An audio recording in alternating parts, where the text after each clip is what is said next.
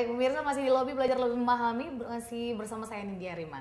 Pak Armuji, kira-kira selama 4 tahun, kurang lebih hampir 5 tahun Hampir ya, 5 tahun. kepemimpinan Kadis Marta. Parta ini, bagaimana sih Pak Armuji sendiri melihat dunia pariwisata di Kota Surabaya? Ya track recordnya nggak cukup bagus, tidak cukup menonjol ya toh. Tentunya dalam dunia pariwisata, saya ngomong seperti itu karena tupoksi mereka adalah Dinas Kebudayaan dan Pariwisata.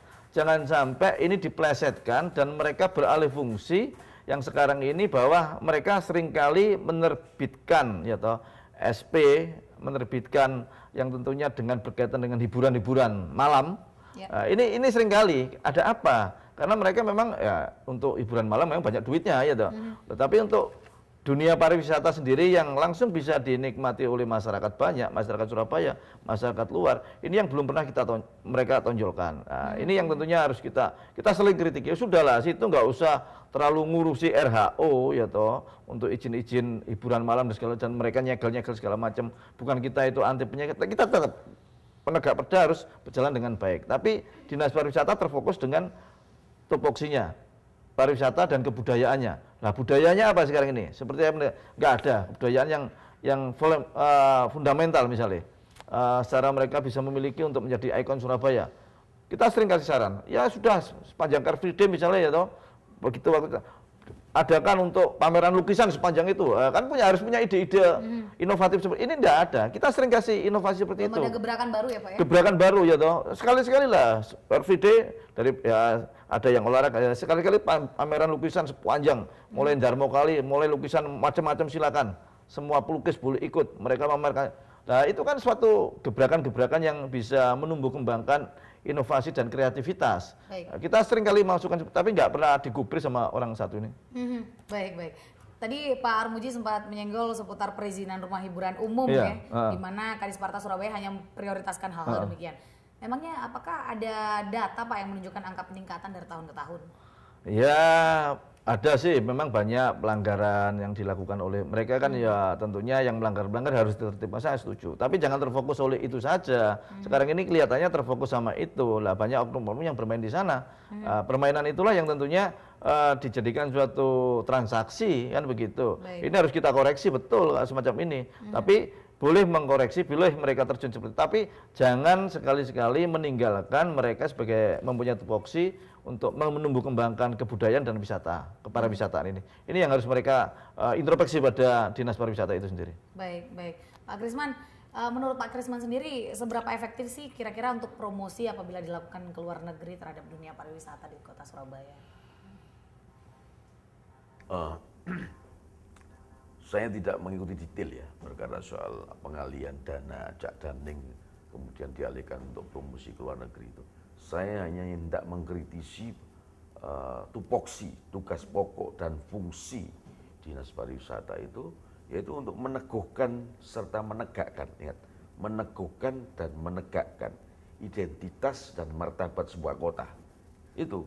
Jadi apa yang dibilang oleh Pak Armuji saya setuju sekali bahwa harus ada inovasi. Nah, bagaimana itu kreativitas dan inovasi itu bisa berjalan? Ya, Surabaya ini gudangnya seniman. Leo Christie, Komplo, Frankie Engine, dan nama-nama besar banyak yang berasal dari Surabaya. Nah, itu adalah potensi yang sebenarnya bisa digarap kalau mereka benar-benar berpikir serius dan bekerja serius gitu ya.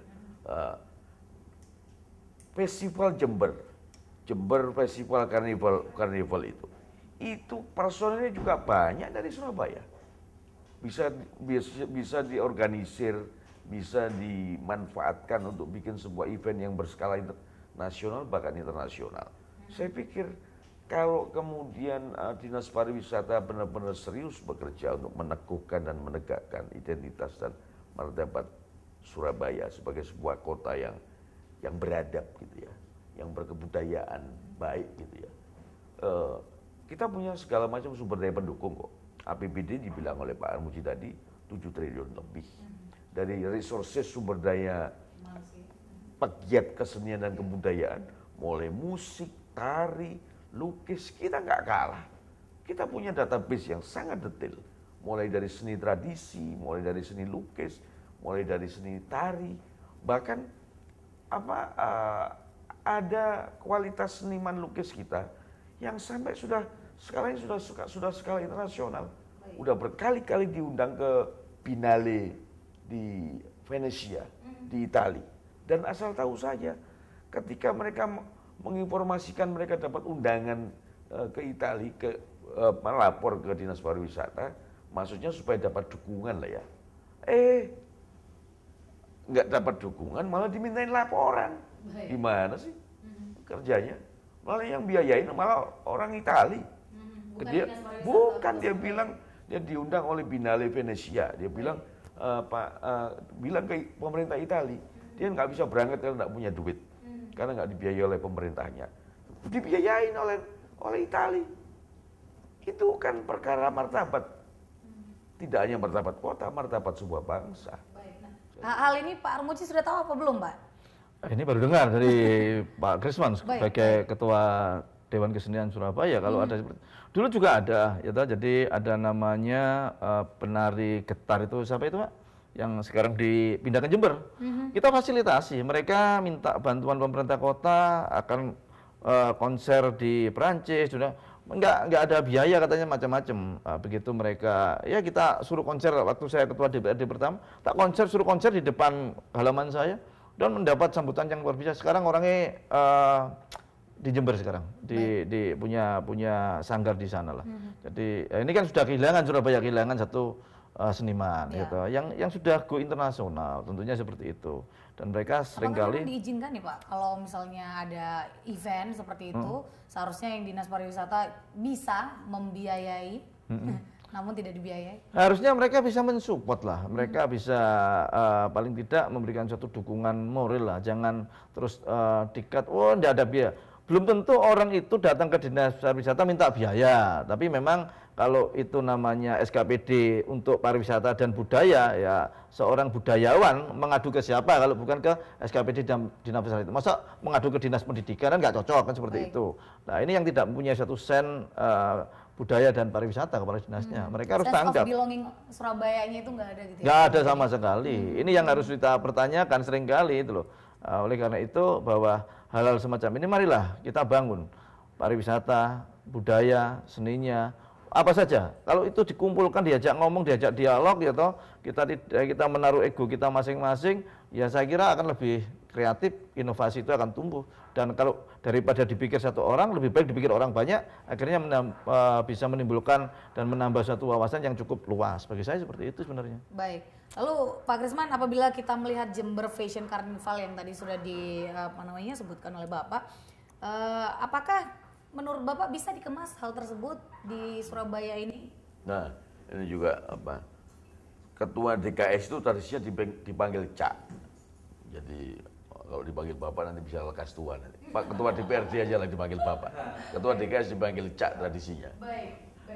Jadi gitu Mbak. Saya melihat eksistensi Dewan Kesenian itu sebenarnya kan seperti kurator ya. Seperti kurator buat kegiatan kesenian dan kebudayaan kota. Kalau itu benar-benar difungsikan. Nah, karena namanya kalau Dewan Perwakilan Rakyat itu kan legislasi, institusi untuk legislasi, untuk regulasi. Nah, ketika kita juga bernama Dewan Kesenian, maka sebenarnya itu juga berfungsi sebagai kurator. Nah, kenapa diperlukan kurator kesenian dan kebudayaan? Itu kan kita bicara dua hal ya untuk kegiatan kesenian dan kebudayaan, perkara kualitas dan perkara kaderisasi. Nah, sebab kan ada misalnya seniman-seniman yang benar-benar berkualitas gitu kan, tapi kan mereka juga akan lapuk karena usia, akan lapuk karena waktu. Nah, oleh karena itu kalau Dewan Kesenian itu benar-benar difungsikan sebagai kurator, maka di samping dia mengkurasi perkara kualitas, dia juga akan menumbuhkan kader-kader baru. Baik. Adanya regenerasi itu tadi ya Pak ya? Kesinambungan itu terjaga. Baik. Gitu. Nanti akan kita lanjutkan Pak. Krisman jangan kemana-mana pemirsa. Masih di Lobby Belajar Lebih Memahami.